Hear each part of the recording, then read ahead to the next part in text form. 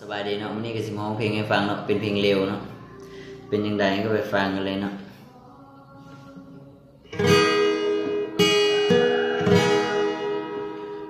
จู่ๆจะลาจะไปก็ไม่บอ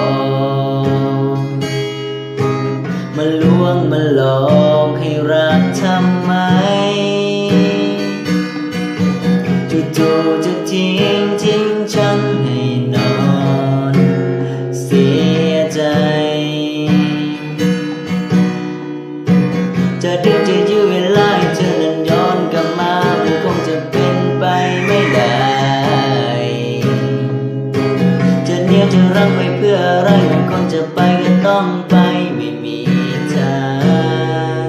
แค่อยากจะขออย่าเพิ่งทิ้งฉันไปได้ไหมมันยังไม่พร้อมที่จะเสียใจ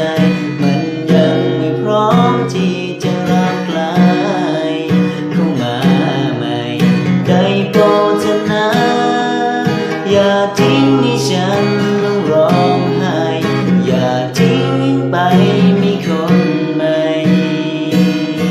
จะเร็วไปไหมที่จะต้องเจ็บ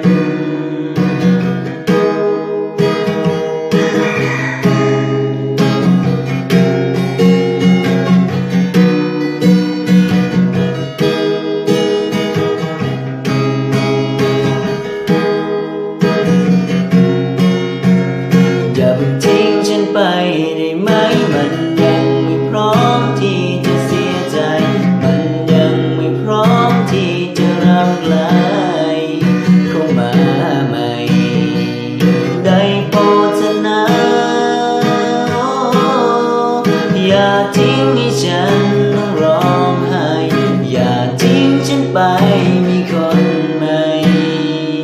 จะเร็วไปไหมที่จะต้องเจ็บอย่าเพิ่งทิ้งฉันไปได้ไหม